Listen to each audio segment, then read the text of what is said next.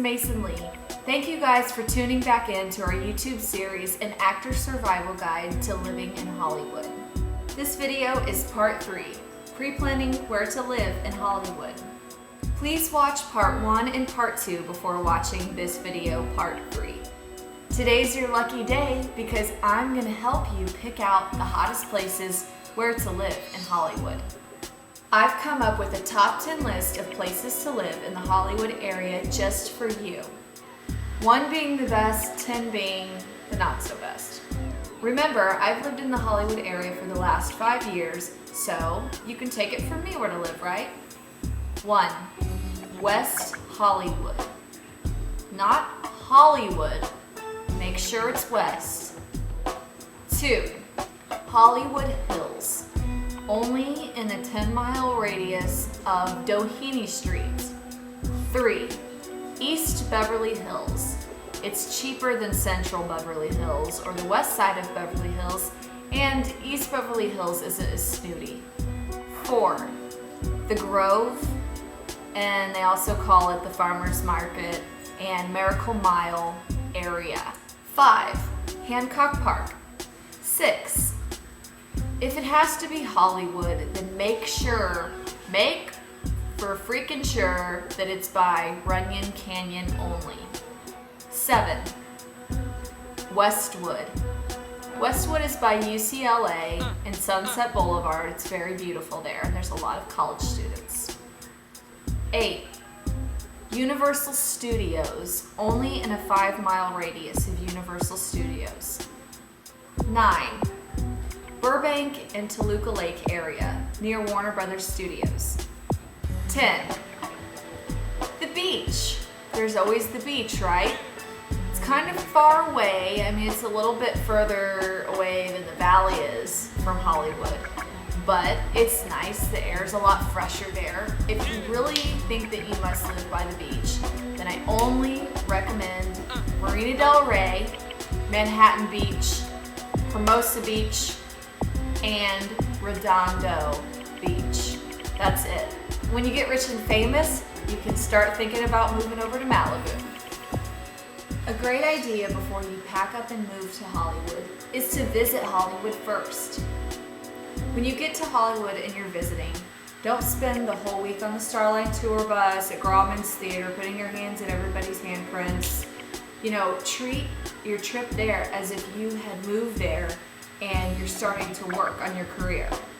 Before you go and visit Hollywood, get on Google Maps. Some people out there in our nation don't have maps. And Google all the places that you want to check out, all the different areas of town. Such as? There's Miracle Mile. Such as? The Valley. Such as? Universal Studios area. The Iraq and the Asian countries. Really look into those places and try to map yourself for whatever hotel you're staying at to get there. So we will be able to build up our future for our children. Thank you. It's important to know which area of town you want to live in. So while you're visiting, just go explore and see what the neighborhood's like. Go get in with the locals. Just take notes to which places you like and dislike. Once you've decided which part of town you really want to live in, get on the internet and start searching for apartments. So while you're searching for your apartment on the internet, say on Craigslist, you can type in the exact location where you desire to live. Make sure you refer back to the list that I gave you because that's going to come in handy when you're searching for a location to live on Craigslist or Westside Rentals. And don't choose your apartment in the first week, whatever you do. Please at least take a month or 2 to decide because wonderful apartments pop up like the lottery in that town. I mean, there's deals that just come up out of nowhere, so give it some time. Oh, and a little note, Westside Rentals usually has a deal where you can pay for 1 month to be a part of the service and you can search for apartments. Now, if you do decide to rent your apartment based on an internet deal, then make sure you do these following things. If you decide to get your apartment on Craigslist.com, you should probably do a little extra detective work rather than on Westside Rentals because Craigslist, anyone can post a for rent on Craigslist. But for Westside Rentals, you have to be registered and people are legit most of the time on Westside Rentals. On Craigslist and Westside Rentals, you should make sure that you get a lot of photos of the apartment. I'm talking about every single room, the outside of the apartment, and a street view. And if you can't get a street view, you can get on Google Earth Maps and type that in, and there'll be a picture of an aerial view of the area that you want to live in. Now, if you do decide to go the roommate route or renting a room, make sure you talk to those people, look at their MySpace profiles, their Facebooks, and make sure that they're not sketchy. It's very, very common. Every other person I know lives with roommates in the Hollywood area. I don't recommend sublets because I think you're just going to be wasting time and money of getting to your actual apartment that you need to move into. Okay, you've decided at this point you're either going to get your own studio apartment or you're going to be a roommate.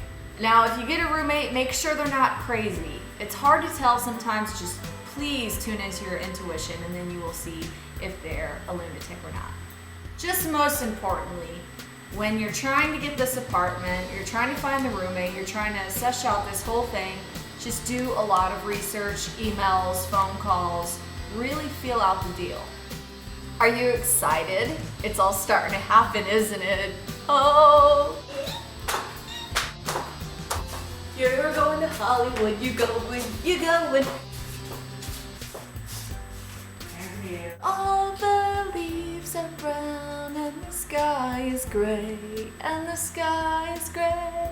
I'm Lisa Mason Lee, and thank you guys so much again for tuning in to our YouTube series, An Actor's Guide to Surviving in Hollywood.